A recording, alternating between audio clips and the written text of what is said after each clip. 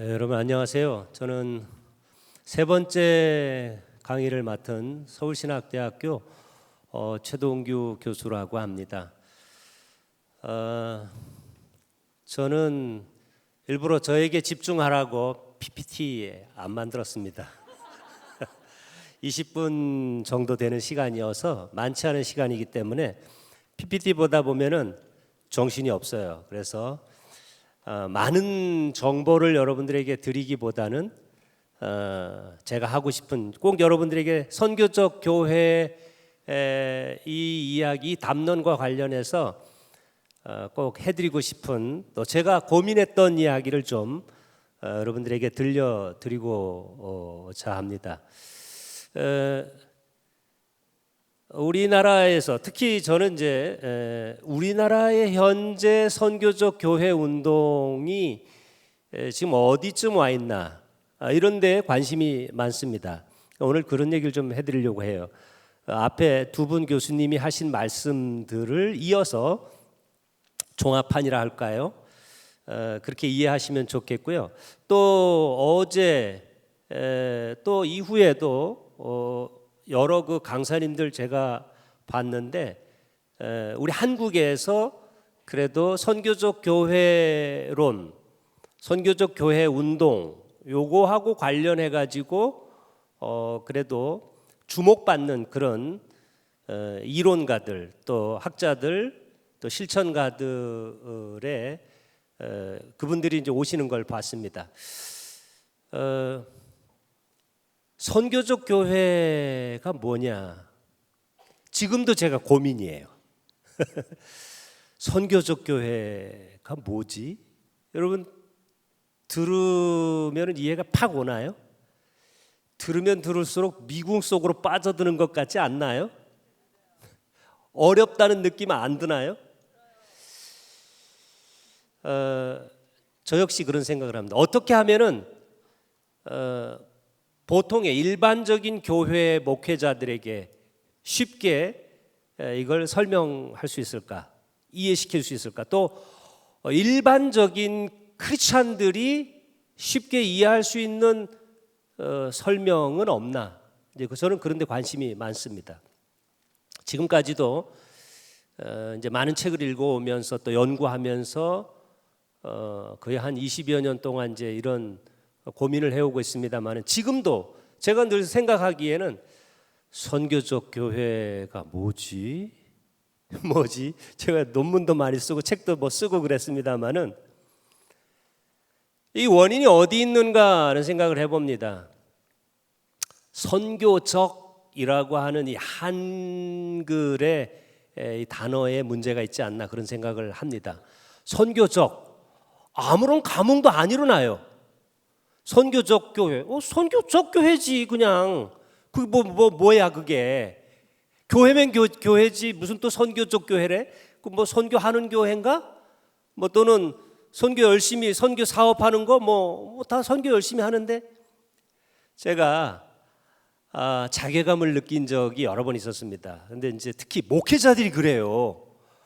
이 목사님들을 대상으로 이제 많이 제가 목사님들에게 좀 이런 새로운 신박한 얘기를 좀 해드리고 깨우치고 좀 미래를 향해서 좀 자기 목회를 변화시키고 갱신해 나갈 수 있도록 도와드리려고 이렇게 좀 모임도 만들고 좀 세미나도 하고 그랬습니다만은 잘 안 되더라고요. 포기했어요. 한 몇 년씩 하다 포기해버렸어요. 제가 성결교회의 이제 목사인데 성결교단을 좀 변화시켰으면 좋겠다. 한국 교회는 차치하고 성결교단을 좀 변화시키려면 어떻게 해야 될까? 좀 한 중형 정도 사이즈 되는 목회 잘하시는 목사님들, 정말 그래도 모델이 될 만한 목사님들을 좀 모아서 좀 더 발전하도록, 좀 더 변화된 좋은 모델이 되도록 좀 도와드려야 되겠다 이런 생각을 가지고 뭐 이런 컨퍼런스를 만들고 네트워크를 만들고 몇 년 동안 한 적이 있습니다. 그런데 선교적 교회에 대해서 가르쳐 드렸는데 책도 안 보고 또 뭐 깊이 고민도 안 해요. 근데 이제 제가 또 우리 목사님들이니까 립 서비스도 해드리잖아요. 아유, 목사님 목회 잘하시죠. 목사님네 교회가 선교적 교회예요. 이거 립 서비스잖아, 이거. 아니, 왜 우리가 이런 모임을 하는데, 이거는 지금도 잘하고 있지만 좀 더 변화되고 갱신하고 정말 성경적인 이 시대의 복음의 빛을 드러내는 좋은 교회 되자고 하는 건데, 그러면 뭘 더 어떻게 변화돼야 되나 이런 고민들을 해야 되는데, 제가 이제 격려 차원에서 아유, 목사님 목회 잘하시죠. 선교적 교회예요. 그러니까 이분들이 우리 교회가 선교적 교회야? 딴 데 가가지고 얘기하는 거예요. 선교적 교회 막 얘기해요. 근데 가만히 들어보니까 저거 아닌데, 저거 그냥 막 선교, 그 목사님 왜 어떻게 선교적 교회라고 하시나요? 그랬더니 아유, 교수님 보세요. 우리 교회 주보 보세요. 주보에 여기 선교사 파송이 이렇게 이름이 많고, 우리가 단기 선교를 얼마나 많이 보내는데요. 그리고 바저회를 얼마나 많이 하고, 선교사들이 요구하는 거 이렇게 탁 하고, 우리 선교를 위해서 중보기도 맨날 기도해야 하고 기도 뭐 열심히 하는데 우리 교회가 선교적 교회죠. 그러더라고요. 정반대인데, 내가 말하려고 하는 선교적 교회는 그런 걸 극복하자는 건데 공부도 안 하시고 이러셔요. 그러면서 최동규 교수가 우리 교회를 선교적 교회라고 그랬다고 뭐 이렇게 얘기하더라고요. 그래서 내가 의도한 거하고는 다른 방향으로 가는 거예요. 그래서 그만둬 버렸어요. 목사님들이 잘 이해를 못 하시고 자기 방식대로 이해를 많이 하시고, 지금도 그렇습니다. 한국 교회에 만연해 있는 문제점 중에 하나가 선교적 교회에 대해서 목회자들이 자기 방식대로 이해한다는 거예요. 자기 생각에 옳은 대로 선교적 교회를 이해하고, 이게 선교적 교회다. 자기 목회를 선교적 교회라 정당화하는데 활용하는 경향이 많습니다. 평신도들한테 설명하면은 그게 뭐예요? 선교적 교회 어려워요. 자꾸 이렇게 조금 전에도 우리 교수님들이 막 잔뜩 설명했지만 뭐 탈 맥도날드 어쩌, 그게 뭔 소린가, 어렵습니다. 자꾸 너무 이론적이에요. 영어로 말하면 이제 미셔널 처치 하면 조금 더 나아요. 미셔널 처치.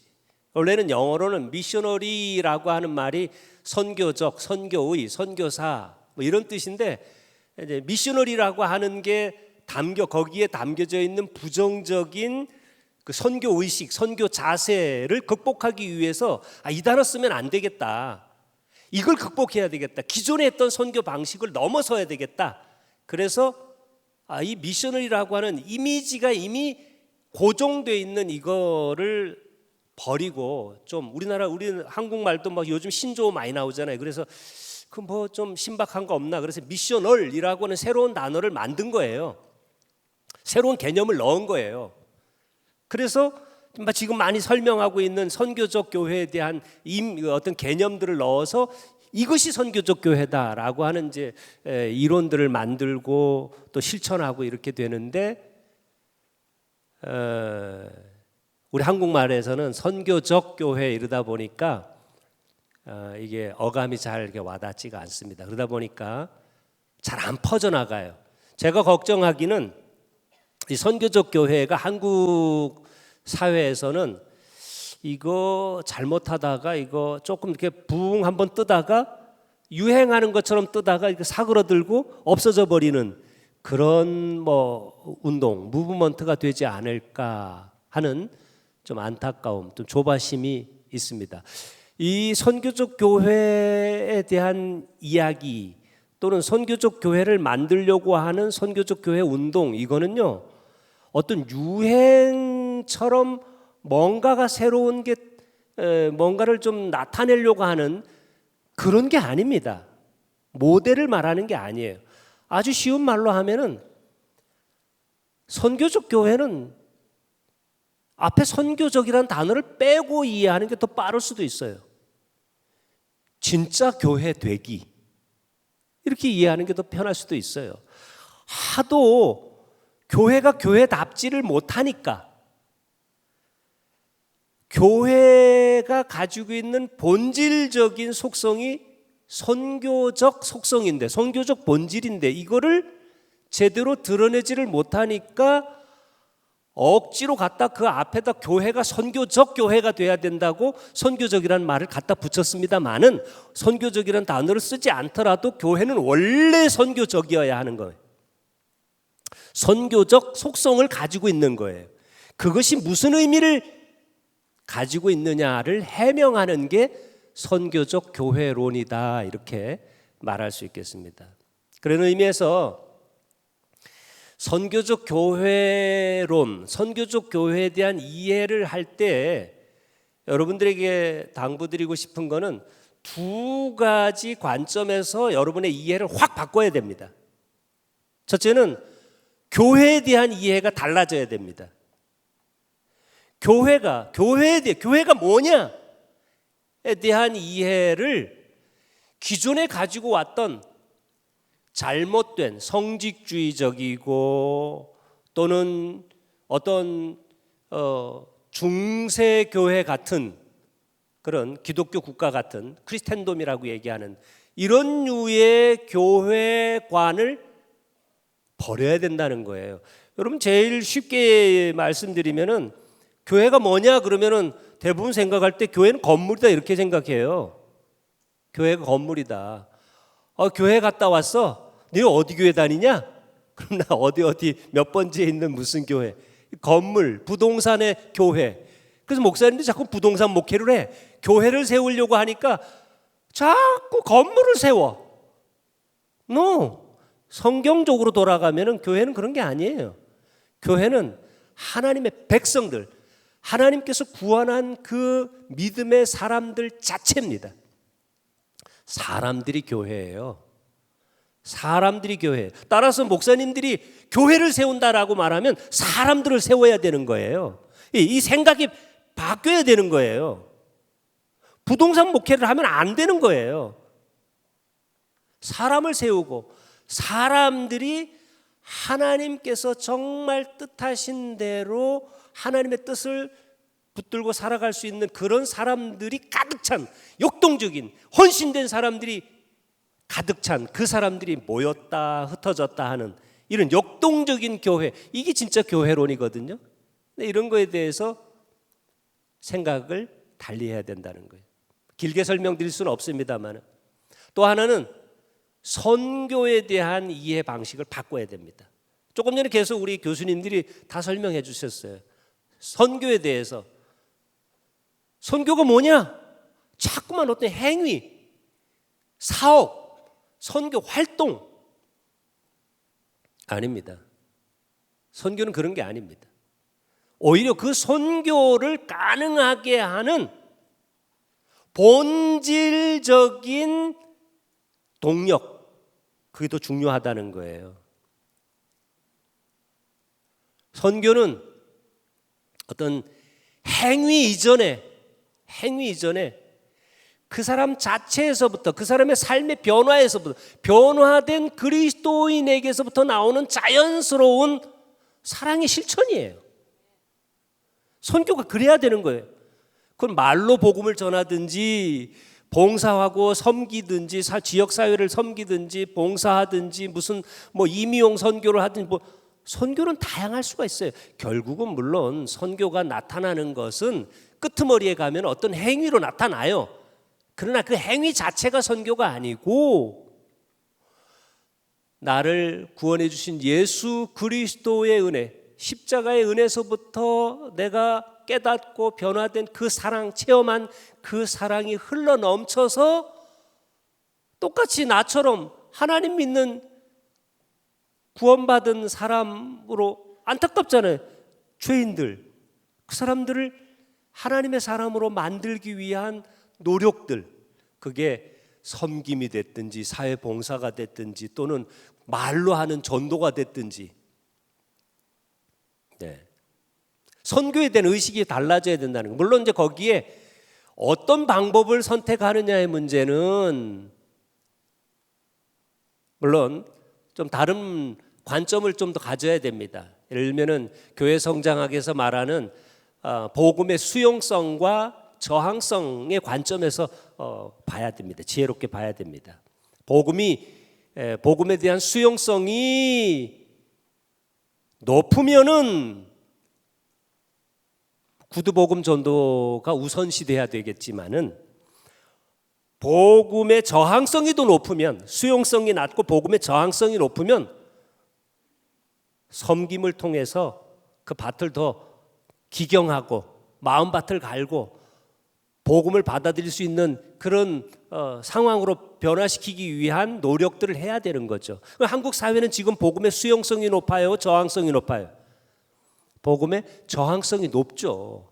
복음의 저항성이 높을 때에는 가가지고 뭐 말로 전도한다고 될 일이 아니고 섬기고 사랑하고 봉사하고 나누고, 기회가 오면은 성령님께서 가르쳐 주시는 적절한 때에 복음을 전할 기회를 얻을 수 있을 겁니다. 근데 이런 선교에 대한 의식이 달라져야 된다고 하는 거예요.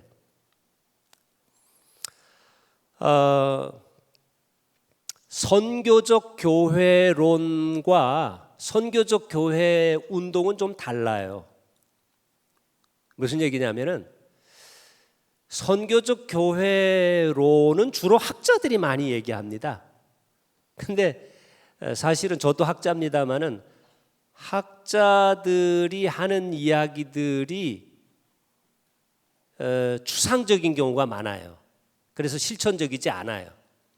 사실 아까도 우리가 미셔널 처치라는 그 책, 1998년에 나온 분기점이 될 만한 중요한 책이 있습니다만은 어떤 사람이 그렇게 비판을 했어요. 주로 북미에서 일어난 그 많은 그 학자들에 의해서 쓰여진 수많은 책들이 있어요. 굉장히 베스트셀러가 된 책들이 많은데 학자들이 그렇게 많은 책들을 쏟아놨는데 미국 교회는 왜 안 바뀌냐? 그런 비판을 한 적이 있습니다. 오히려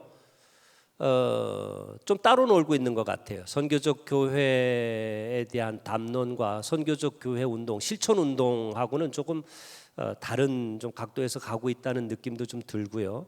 그래서 저는 전 세계적으로 선교적 교회 운동, 실천 운동이 어떤 형태로 나타나는지를 연구한 적이 있습니다.